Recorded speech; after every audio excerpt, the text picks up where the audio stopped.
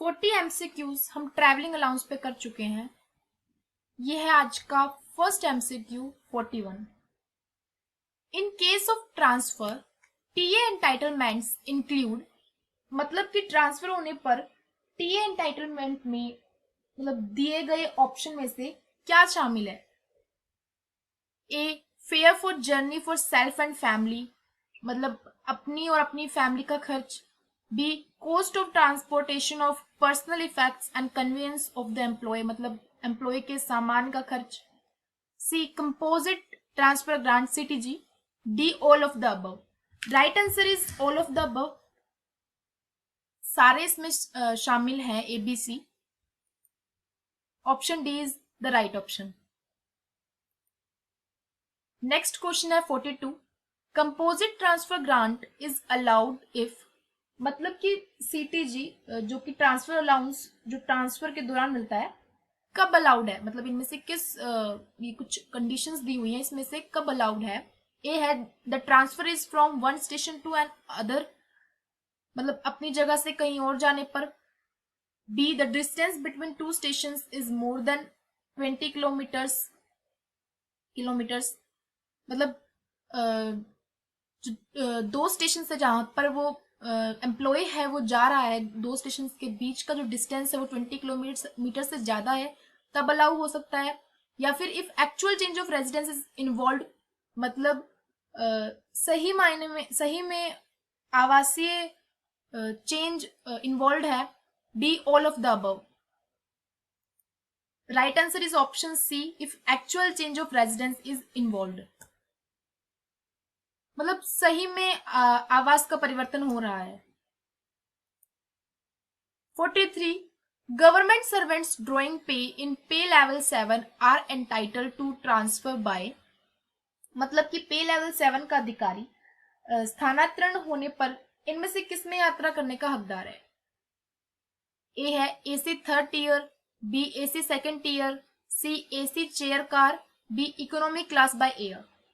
Right answer is option B, AC second tier, मतलब level 7 का अधिकारी एसी सेकंड टीयर में ट्रांसफर होने पर एसी सेकंड टीयर पर यात्रा करने का हकदार है। 44, officers drawing pay in pay levels 14 to 16 may make international journey by air in, मतलब कि पे लेवल 14 to 16 का अधिकारी देश में वायुयान की कौन सी क्लास में यात्रा करने का हक रखता है? तो ऑप्शन है इकोनॉमिक क्लास में यात्रा कर सकता है, बिजनेस क्लास में, बिजनेस और क्लब क्लास में, फर्स्ट क्लास में। ये वायुयान की क्लास है। तो right option is option C, business और club class. 45, government employees drawing pay in pay levels 11 and below are not entitled to travel by, मतलब कि पे लेवल 11 या उससे बिलो वाले अधिकारी इनमें से किन के हकदार नहीं है, इनमें से किन में ट्रैवल करने के हकदार नहीं है? A, economy class by air, B AC first class by train, C AC second tier by train, D AC chair car. Right answer है ऑप्शन बी, कि वो AC first class by train में travel करने के हकदार नहीं है level 11 और उससे बिलो के employ. 46, in case of travel by road, if taxi auto is shared the reimbursement shall be restricted to, मतलब कि अगर कोई दो एम्प्लॉय हैं वो टैक्सी ऑटो में शेयर यात्रा कर रहे हैं, भी आधा तू दे देना आधा मैं, तो उन्हें मतलब इनमें से कितना उन्हें टीए मतलब खर्चा या भत्ता मिलेगा? ए है full amount of entitlement for each employee, B half of the entitlement for each employee, C 1/3 of the entitlement for each employee, D none of the above. Right answer है option B, half of the entitlement for each employee, जितना उसने सफर किया है अगर वो आधा किराया दे रहा है तो उसे भी आधा किराया ही मिलेगा। 47. In case of travel by road as a pillion rider, the reimbursement shall be allowed for, मतलब कि द्विपहिया वाहन से पीछे बैठकर यात्रा कर रहा है कोई एम्प्लॉय, तो उसे कितना भत्ता मिलेगा? ए है half of the entitlement by scooter, B half of the cost of propulsion, C both A and B above, D lower of A or B above. Right answer है ऑप्शन डी, लोअर ऑफ ए और B above.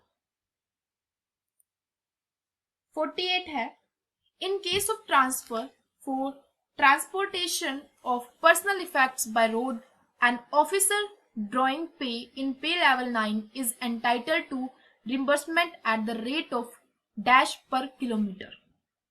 मतलब कि पे level 9 का अधिकारी transfer होने पर अपना सामान सड़क मार्ग से ले जाने पर प्रति किलोमीटर कितने खर्चे का हकदार होगा? ऑप्शन है ₹10, ₹15, ₹25, ₹50. Right answer is option D, ₹50 का पर किलोमीटर का वो हकदार होगा. 49.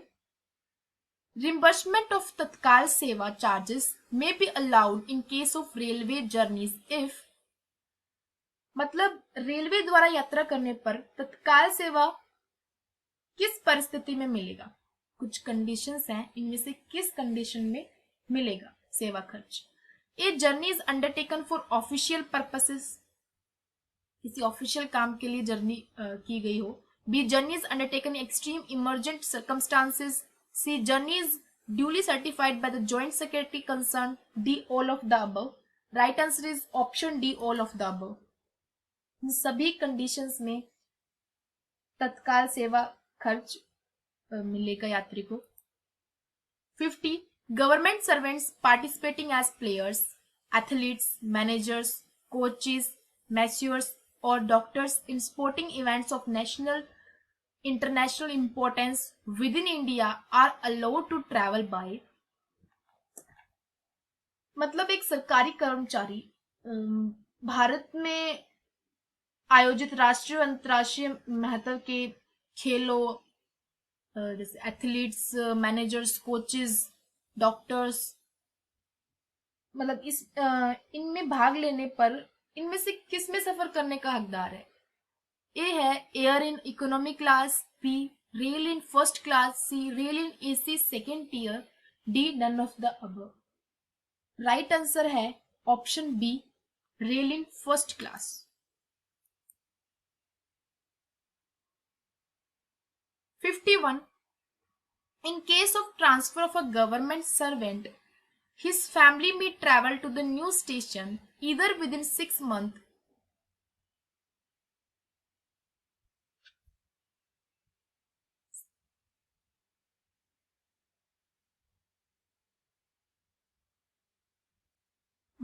after the transfer or within months before the transfer. मतलब कि एक सरकारी कर्मचारी का ट्रांसफर होने पर उसका परिवार नए स्थान पर 6 महीने के अंदर या ट्रांसफर होने के कितने महीने पहले यात्रा शुरू कर सकता है? या तो 1 महीने पहले, यहाँ पे डैश आएगा, with in dash months before the transfer, या तो 1 महीने पहले, या 2 महीने पहले, या 3 महीने पहले, या 6 महीने पहले. इसका राइट आंसर है 1 महीने पहले वो यात्रा शुरू कर सकता है.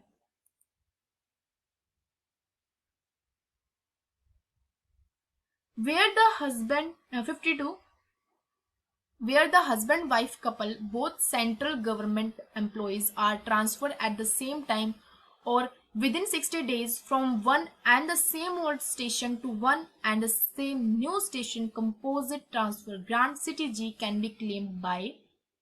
मतलब कि अगर पति पत्नी दोनों सरकारी कर्मचारी हैं और दोनों का ट्रांसफर 60 दिन के अंदर हुआ है, तो पुराने स्थान से नए स्थान में जाने पर दोनों में से कौन ट्रांसफर अलाउंस टीए के लिए क्लेम कर सकता है? ऑप्शन है हमारे हस्बैंड और wife who is transferred first, मतलब पति पत्नी में से जो सबसे पहले जिसका ट्रांसफर हुआ है. बी हस्बैंड और wife who is transfer letter, जिसका बाद में ट्रांसफर हुआ है। सी, कोई भी कर सकता है। डी, मतलब सी है या तो हस्बैंड कर सकता है या वाइफ कर सकती है। डी है दोनों कर सकते हैं। ठीक है, तो इसका राइट आंसर है ऑप्शन ए, हस्बैंड और wife who is transfer first, जिसका पहले ट्रांसफर हुआ है वही क्लेम कर सकता है।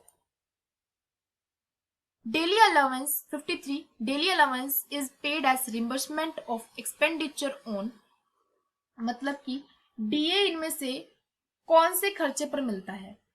स्टे इन होटल मतलब मिलेगा, ए स्टे इन होटल और guest house, B travel within the city, C food bills, D all of the above, सभी में मिलेगा ऑल ऑफ द अबव।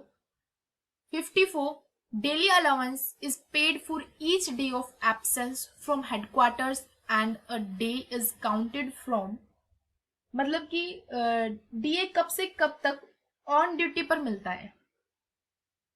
पहला है नून टू नून, दूसरा midnight to midnight, C morning 9 AM to 9 AM next day, 24 घंटे हो गए, B evening 6 PM to 6 PM next day.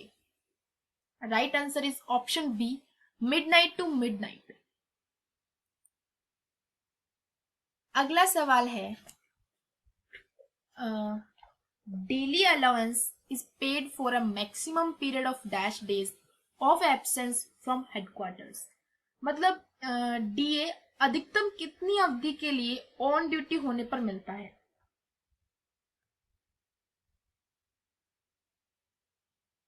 पहला 30 days, B 60 days, C 75 days, D 180 days. Right answer is last 180 days. 56. If a government employee is required to perform local journeys to a temporary duty point other than his headquarters continuously for a long period, D at 50% of ordinary rate shall be allowed for a maximum of, मतलब एक सरकारी कर्मचारी temporary duty point पर अपने headquarter से अन्यथा 50% DA पर अधिकतम कितने दिनों तक क्लेम कर सकता है। ऑप्शन है 120 days, B 180 days, C 240 days, D 300 days. Right answer is option B 180 days.